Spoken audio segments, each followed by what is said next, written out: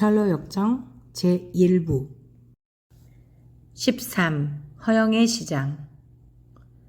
광야를 거의 다 벗어날 무렵 우연히 뒤를 돌아보게 된 믿음은 그가 알고 있는 사람 하나가 그들을 뒤따라오고 있다는 것을 알게 되었다. 믿음은 함께 걷고 있던 크리스천에게 말했다. 아, 형제여, 저기 오시는 분이 누구라고 생각하십니까? 이 말을 듣고 크리스천은 유심히 뒤를 돌아보고 나서 말했다. 저분은 저의 좋은 친구이신 전도자라는 분입니다. 아, 그렇지요? 저분은 제게도 좋은 친구이십니다. 저더러 좁은 문으로 가라고 일러주신 분이 바로 저분이니까요. 하고 믿음도 기쁜 얼굴로 맞장구를 쳤다. 이때 그들에게 가까이 다가온 전도자가 인사를 했다. 전도자, 사랑하는 두 분들 안녕하십니까? 당신들과 당신들을 도와준 분들도 모두 화평하시길 빕니다. 크리스천, 어서 오십시오, 전도자님. 진심으로 환영하는 바입니다. 당신의 얼굴을 다시 배우니 저의 영원한 생명과 복락을 위하여 친절하고 끈기 있게 도와주셨던 일이 새삼스레 기억에 되살아나는군요. 믿음, 이렇게 와주신 것을 천만 번 감사하는 바입니다. 오, 고마우신 전도자님, 당신이 이처럼 동행해 주시는 것이 저희 같은 순례자들에게는 얼마나 고맙고 바람직한 일인지요. 전도자, 자, 친구분들, 우리가 작별한 뒤로 두 분께서는 어떻게 지내셨습니까? 도중에 어떤 일들을 만났으며 그 일들을 어떻게 처리하셨습니까? 그러자 믿음과 크리스천은 전도자에게 도중에 있었던 모든 일들을 이야기해주고 그 모든 어려움들을 어떻게 극복하여 이곳까지 이르게 되었는지를 상세히 들려주었다. 전도자, 당신들이 그 모든 시련을 극복하고 승리자가 되셨으니 무척 기쁘군요. 여러 가지 많은 약점들을 가지고 있음에도 불구하고 이 길을 오늘에 이르기까지 계속 걸어오셨으니 더욱 감격스럽습니다. 정말이지 당신들이 중도에 포기하지 않고 여기까지 오신 일은 저뿐만 아니라 당신들을 위해서도 대단히 기쁜 일입니다. 씨는 제가 뿌렸고 당신들이 거두었으니 머지않아 때가 이르면 뿌린 자와 거둔 자가 다 같이 기뻐할 날이 올 것입니다. 즉 피곤하지 아니하면 때가 이름에 거두리라 하신 말씀처럼 인내로 끝까지 견디면 머지않아 반드시 거둘 때가 올 것입니다. 면류관은 바로 당신들 앞에 있고 영원히 썩지 아니할 것이니 너희도 얻도록 이와 같이 다름질하라는 말씀처럼 면류관을 얻기 위하여 계속 달려나가십시오. 이 면류관을 얻으려고 길을 떠나 꽤 멀리까지 간 사람들이 많이 있었지만 갑자기 다른 사람이 중간에 끼어들어 그들로부터 면류관을 빼앗는 일도 종종 있었습니다. 그러니 당신들이 가진 것을 굳게 잡아 아무도 당신들의 면류관을 빼앗지 못하게 해야 합니다. 당신들은 아직도 마귀의 세력권에서 완전히 벗어나지 못했으니 죄에 대항하여 싸우기는 했으나 피투성이가 되어 죽을 정도로 무시무시한 경험은 별로 하지 못한 셈입니다. 그러니 보이지 아니하는 것을 보이는 것처럼 확고하게 믿고 굳건히 나아가야 합니다. 이 세상에 속된 것들에 마음을 두어 쓸데없는 동요가 일어나지 않도록 노력해야 하며 무엇보다도 여러분들 자신의 영혼과 마음을 살펴 육신의 정욕에 사로잡히지 않도록 주의해야 합니다. 왜냐하면 만물보다 거짓되고 심히 부패한 것은 마음이라는 말씀처럼 마음에서 우러나오는 정욕은 이 세상의 그 어느 것보다도 거짓되고 사악한 것이기 때문입니다. 얼굴을 부싯돌같이 굳게 하십시오. 하늘과 땅의 모든 권세가 여러분들 편에 서 있습니다. 크리스천은 그의 권고에 대하여 깊이 감사하면서 남은 나그네 길에 도움이 될 수 있는 이야기들을 좀 더 해주시기를 간청했다. 그들 두 사람은 전도자가 예언자이며 앞으로 그들에게 일어날지 모를 여러 가지 일들과 그런 난관들을 극복할 수 있는 방법들까지 가르쳐 줄 수 있는 분임을 잘 알고 있었기 때문이었다. 믿음 또한 크리스천과 함께 간청했으므로 전도자는 다음과 같이 이야기를 계속했다. 전도자, 나의 형제들이여, 당신들은 복음에 기록된 참 말씀들 가운데에 당신들이 하나님 나라에 들어가기 위해서는 많은 환난을 겪어야 한다는 것과 어느 도시에 가나 결박과 환난이 당신들을 기다린다는 것, 또 그러한 이유 때문에 여러 가지 어려움을 당하지 아니하고서는 순례의 길을 계속 갈 수 없음을 잘 알고 있을 것입니다. 지금까지 겪은 환난들을 봐서도 제 말이 사실인 것을 잘 아시겠지만 당신들은 앞으로도 더 많은 환난들을 겪을 것입니다. 이제 보시는 바와 같이 광야를 거의 벗어나왔으므로 머지않아 하나의 소도시가 눈에 띄일 것입니다. 그 도시에 들어서면 사방에서 당신들을 죽이려 드는 마귀들이 공격해 올 것인데 당신들 중에 한 사람 혹은 두 사람 모두가 피로써 당신들이 믿고 있는 하늘의 복음을 증언해야만 할 것입니다. 그러나 죽음을 무릅쓰고 믿음을 지키려는 자에게 하나님께서는 생명의 관을 씌워주실 것이며 그 고통은 이루 형언할 수 없겠지만 죽은 자의 영광은 살아서 여행을 계속하는 자의 영광보다 더욱 클 것입니다. 왜냐하면 그는 산자보다 먼저 천국에 도착할 수 있을 뿐 아니라 살아남아서 계속 길을 가는 도중에 만나게 될 여러 가지 고통에서 벗어날 수 있기 때문입니다.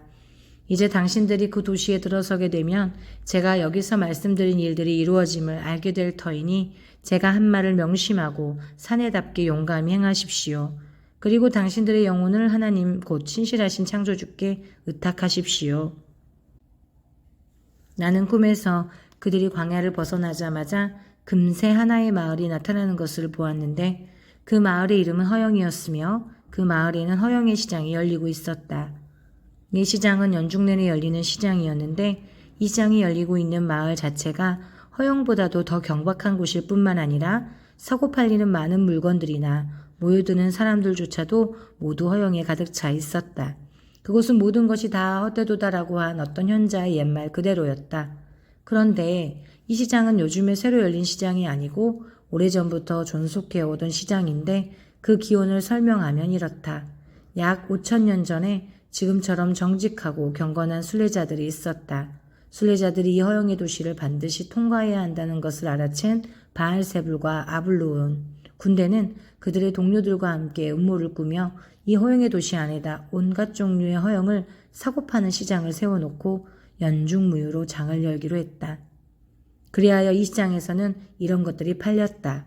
집, 토지, 명당자리, 무역물자들, 직위, 명예, 승급, 귀족 칭호들, 국가들, 왕국, 욕정, 향락 등등이 거래되고 또한 모든 종류의 쾌락을 위하여 매춘부들, 포주들, 아내, 남편, 아이들, 주인, 하인, 생명, 피, 육체, 영혼, 은, 금, 진주를 비롯한 각종 보석 등등 온갖 것들이 다 있었다.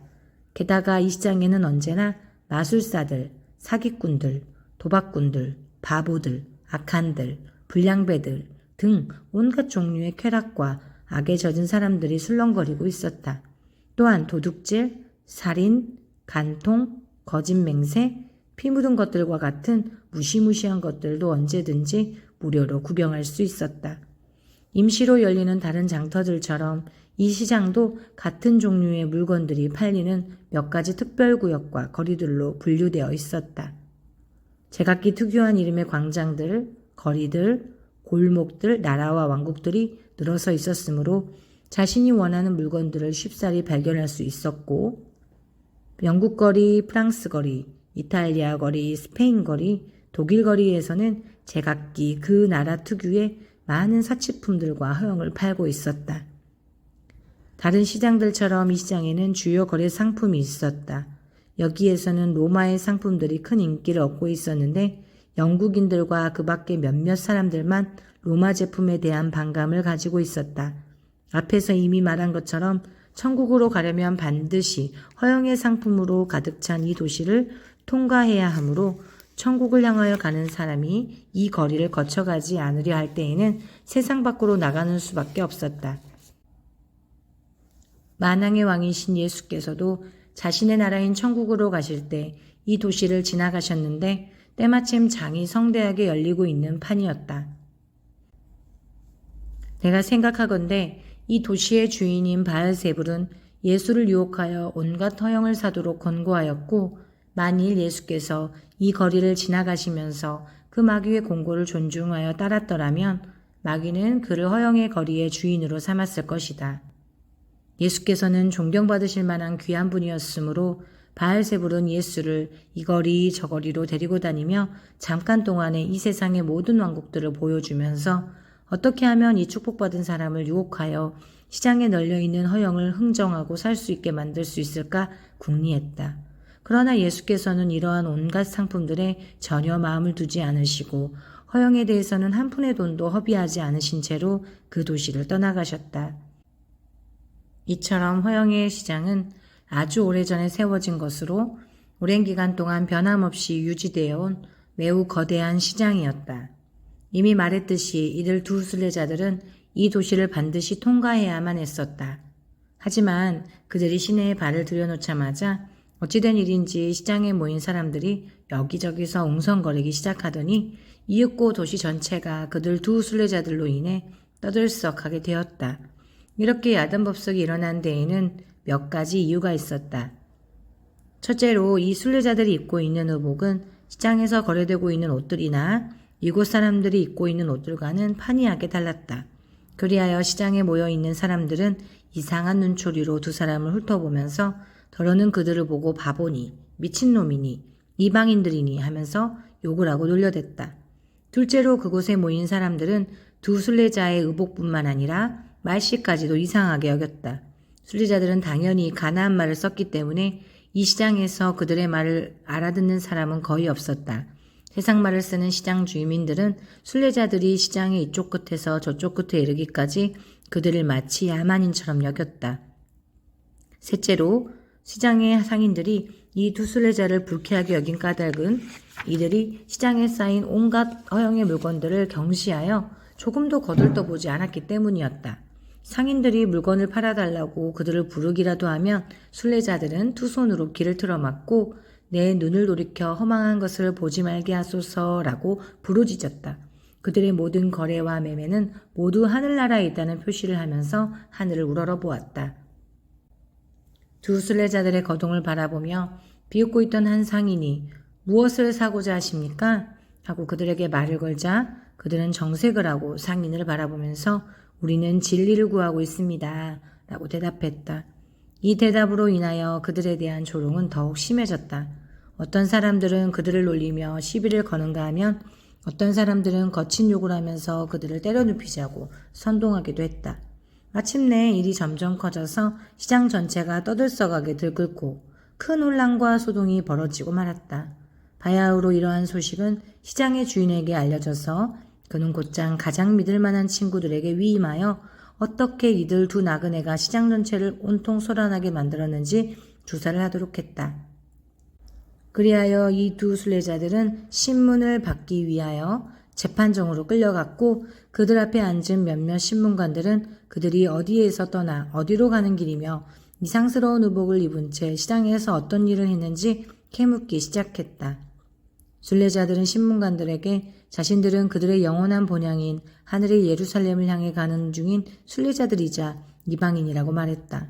그들은 이 도시에 들어온 이후 주민들에게나 지상의 상인들에게 아무런 나쁜 짓도 하지 않았노라고 대답했다.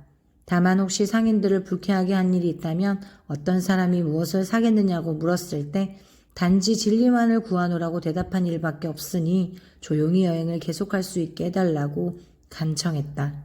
그러나 이들을 재판하도록 임명을 받은 신문관들은 그들의 말을 믿지 아니하고 정신병자들이 아니고서야 시장의 모든 질서와 주민들을 온통 혼란에 빠지게 할 리가 없다고 생각했다.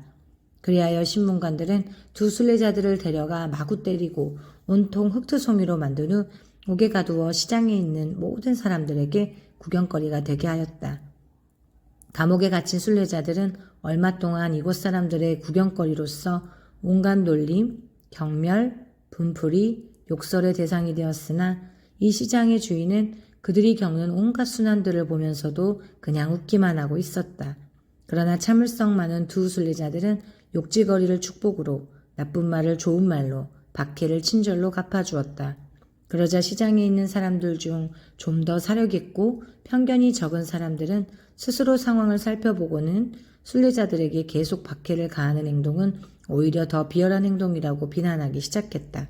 그러자 많은 사람들이 더욱 분개하여 그들을 보고 옥 안에 있는 자들과 똑같이 나쁜 놈들이라고 욕을 하면서 그들도 공모자나 마찬가지니 똑같은 처벌을 받아야 한다고 대들었다. 그러자 순례자들을 동정하는 사람들은 자기들이 보기에 두 사람의 언행이 점잖고 온전하여 어느 누구도 해칠 사람이 아니라고 주장하면서 오히려 이 장터에서 물건을 파는 상인들 중에는 지금 부당하게 형벌을 받고 있는 이 두 사람들보다 더 큰 벌을 받아야 할 사람들이 많이 있다고 대답하였다. 이렇게 하여 옥중에 있는 순례자들은 사람들 앞에서 매우 지혜롭고 침착하게 처신하고 있는 반면에 시장 사람들은 자기네들끼리 양편으로 갈라져서 서로 욕지거리를 주고받기 시작했다. 그것은 급기야 싸움으로까지 번져 많은 사람들이 다치게 되었다. 그러자 불쌍한 두 순례자들은 다시 재판관들 앞에 끌려가서는 시장에서 지금 막 일어난 소동까지도 그들의 잘못이라는 판결을 받았다. 그들은 실컷 두들겨 맞고 나서 쇠사슬과 족쇄로 묶인 채 시장의 여기저기로 끌려다녔다. 이 두 순례자를 옹호한 시장 사람들에게 본보기를 보여주기 위한 것이었다. 그러나 이토록 심한 고통 중에서도 두 순례자들은 더욱 현명하고 신중하게 처신하여 그들에게 퍼부어지는 수치와 경멸을 온유함과 인내로서 받아들였다. 그리하여 그들의 편에 서는 사람들의 수요가 비록 반대편과 비교해 볼 때 매우 적은 숫자이기는 하나 늘어가기 시작했다. 이러한 현상은 더욱더 시장 주인의 분노를 자아냈다. 마침내 그는 결박 정도로는 시장의 주민들을 모욕한 죄와 거리를 소란으로 몰아놓은 난동을 처벌하기에 부족하니 그들을 사형시킬 수밖에 없다고 결론 내렸다. 최종적으로 명령이 내려질 때까지 다시 감옥에 가두라는 지시가 내려지자 그들은 감방 안으로 끌려가 쇠고랑을 차게 되었다. 그들은 여기에서 비로소 그들의 신실한 친구인 전도자가 그들에게 이야기해 준 것을 다시 기억에 떠올렸다. 전도자가 장차 이 도시에서 그들에게 일어나리라고 예언했던 것들은 그들이 가야 할 길과 겪어야 할 고난에 대해 더 큰 확신을 주었다. 이러한 고통이 다 정해진 뜻이라고 믿고 그들은 서로를 위로하면서 최선을 다하리라고 다짐했다. 이들은 또한 앞으로 닥쳐올 더 큰 고난이 누구의 운명이든 간에 그것이 곧 자신의 최고 행복이라 여기면서 내심으로는 제각기 자신이 그 운명에 선택되기를 바라고 있었다. 그들은 모든 만물을 주재하시는 전지전능하신 하나님께 그들 자신을 맡긴 채 현재 처해 있는 상황에 큰 만족을 느끼면서 이곳 주인의 처분을 기다리고 있었다. 이제 곧 그들은 최후 판결을 받기 위해 다시 재판관들 앞에 불려가 신문을 받게 될 참이었다. 마침내 때가 이르자 그들은 원수들 앞으로 끌려나가 심판을 받게 되었는데 재판장 이름은 선혐오경이었다. 고소장들은 형식적으로는 다소 차이가 있었으나 내용은 다 같은 것들이었으며 다음과 같이 기록되어 있었다. 이 피고인들은 고발자들의 원수인 동시에 그들이 경영하는 상업의 방해자들이다. 그들은 시장의 혼란을 일으키고 분열을 조장하여 고발자들의 왕이 제정한 법률을 업신여기고 경멸하며 그들 멋대로 가장 위험한 의견에 동조하는 당파를 만든 죄를 범했다고 적혀 있었다. 그때 믿음이 그들의 신문에 대하여 대답하기 시작했다. 그는 단지 지극히 높은 자보다도 더 높으신 하나님께 대적하는 자만을 대적했을 뿐이며 소동을 일으켰다고 하지만 본디 평화를 신조로 여기는 사람으로서 선동을 할 까닭이 없고 우리의 의견에 동의하는 파당을 만들었다고 하나 사람들이 다만 우리의 진실됨과 결백함을 알게 됨으로써 일어난 일이므로 그들은 단지 악에서 떠나 선을 택했을 따름이라고 대답했다. 게다가 당신네들의 왕을 경멸했다고 하지만 당신들의 왕인 바알세불은 우리 주 하나님의 원수이므로 그와 그의 신하들을 배격하지 않을 수 없습니다. 하고 그는 담대히 말했다. 그러자 바알세불 편에 서서 피고인들을 반박하고자 하는 사람이 있으면 출두해서 증언하라는 지시가 내려졌다. 3명의 증인이 나섰는데 그들의 이름은 시기와 미신과 아첨이었다. 이들은 지금 재판정에 서 있는 피고인들을 알고 있느냐는 질문을 받은 후에 그들의 왕의 입장에서 피고인들의 유죄를 입증하라는 요청을 받았다. 그러자 시기가 앞으로 나와 말하기 시작했다. 시기, 재판장님, 저는 오래전부터 이 사람을 알고 있었으며 이 존엄한 법정 앞에서 맹세코 거짓없는 증언을 하겠습니다. 이 사람으로 말하자면 재판장, 잠깐 선서부터 먼저 하시오. 그리하여 그는 법정에서 서약을 하고 난 뒤에 다시 말하기 시작했다. 시기, 재판장님, 이 사람은 매우 그럴듯한 이름을 가지고 있음에도 불구하고 사실은 우리나라에서 가장 비열한 인간들 중에 한 사람입니다. 그는 왕이건 백성이건 법률이건 관습이건 아랑곳하지 않고 무시해버리면서 그자가 신봉하는 소위 신앙과 경건의 규칙들이라 불리는 불충스러운 사상들을 모든 사람들에게 전파하고 감염시키고자 하는 악한입니다. 특히 제가 언젠가 그들로부터 직접 들은 바에 의하면 그가 신봉하는 기독교의 원리와 함께 허영의 거리 관습들과는 아주 정반대의 것이어서 결코 서로 화합할 수는 없다는 것입니다. 이것만 보아도 재판장님, 그는 우리가 지닌 모든 칭찬할 만한 관습들뿐만 아니라 그것을 지키는 우리마저 비난하고 정죄하고 있는 놈입니다. 재판장, 그 밖에 더할 말은 없는가? 시기, 재판장님, 말씀드릴 것은 많지만 법정을 지루하게 할 것 같아서 이상 마치렵니다. 그러나 다른 증인들께서 제시한 증거만으로 이자를 사용시킬 만한 증거가 불충분하다면 다시 한번 보충 증언을 하겠습니다.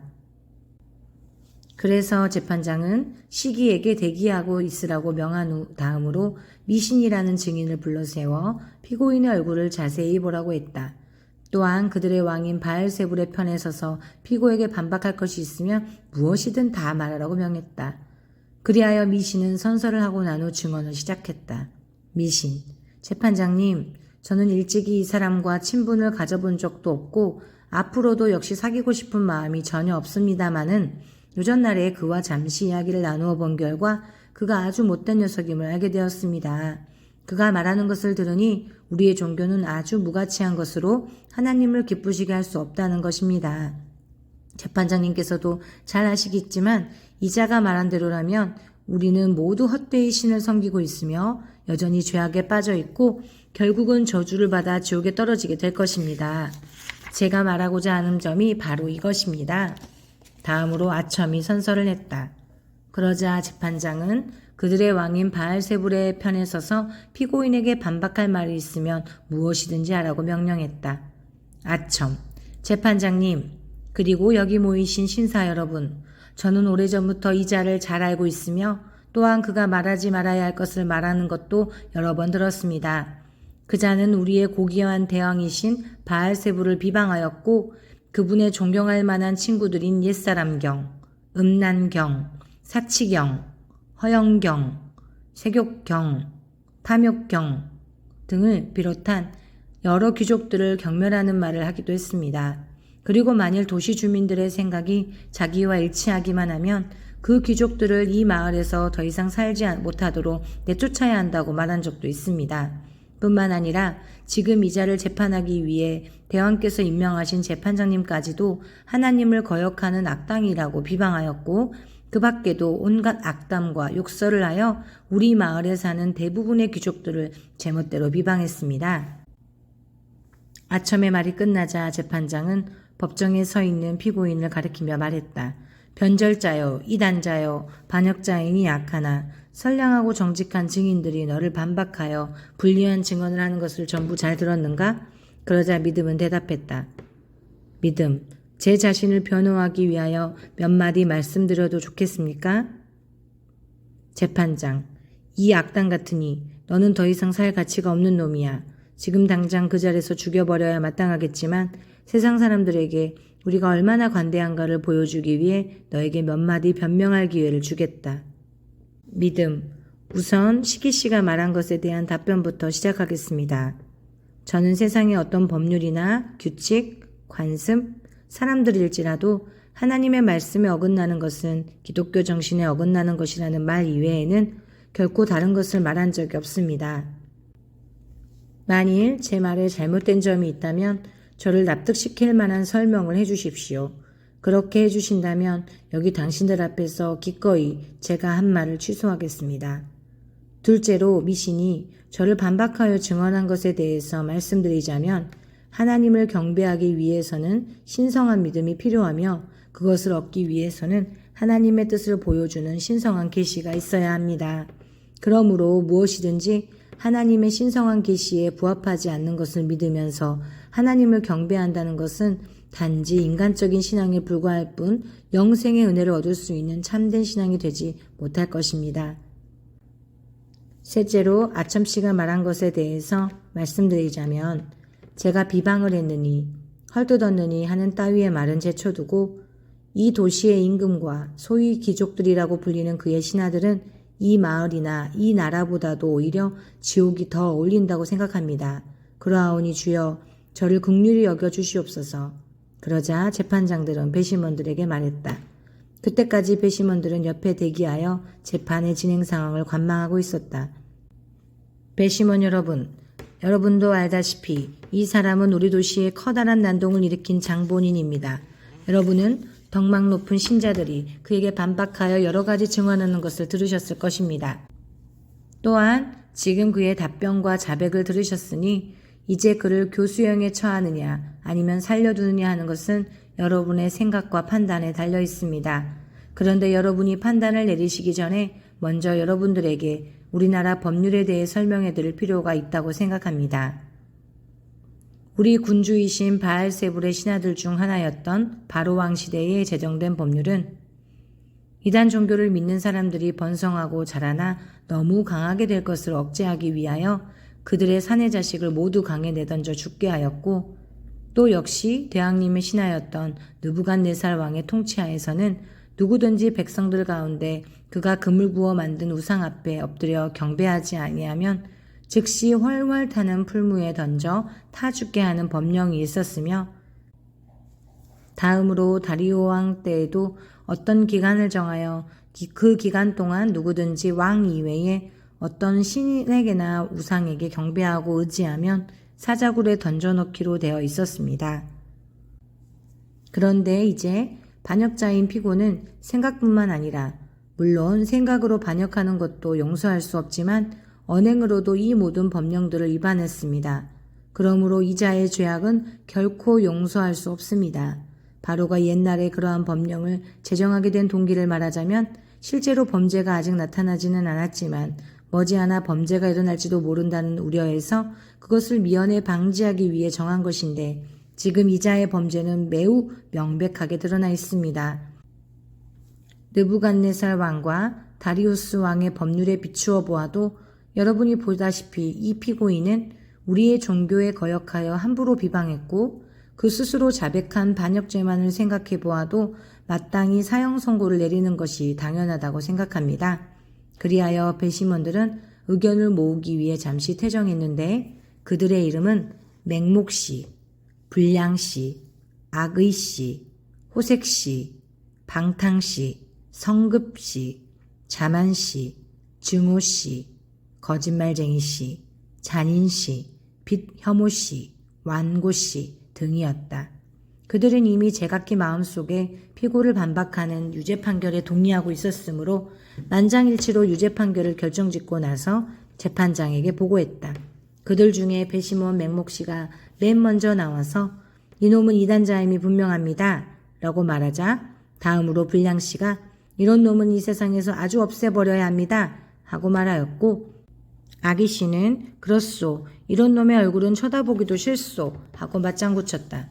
이번에는 호색씨가 나는 이자를 참을 수 없소 하고 말하자 방탕씨가 저도 마찬가지입니다. 저놈은 저의 언행을 언제나 비방하고 악평했습니다 하고 말하였다. 드디어 성급씨는 저놈을 교수형에 처합시다. 교수형이요 하고 외쳤고 자만씨는 저 빌어먹을 녀석 같으니 라고 한마디 내뱉었으며 증오씨는 저놈을 보기만 해도 적개심과 분노가 끓어오릅니다 하고 말했다.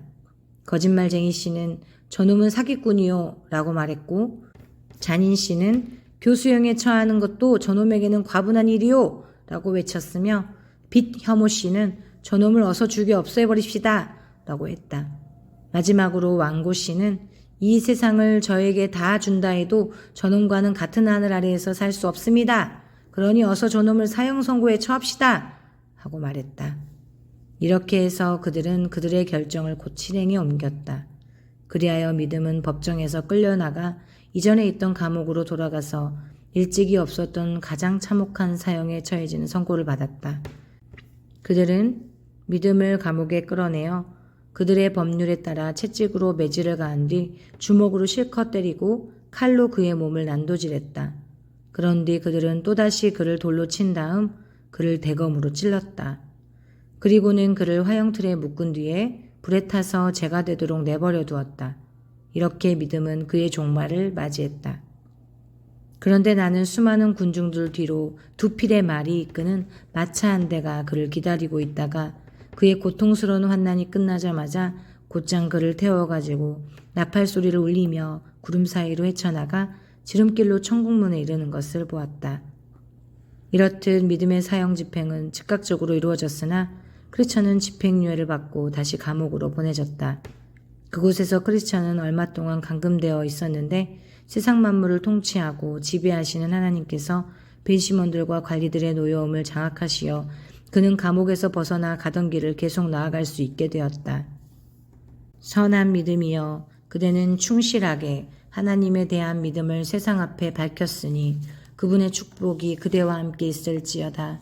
믿음 없는 자들이 속세의 환락에 인하여 지옥의 고통 속에 울부짖고 있을 때에 찬송하라 믿음이여, 그대의 이름은 영원히 남으리니 그들이 비록 그대를 죽였으나 그대는 오히려 참 생명을 얻었도다.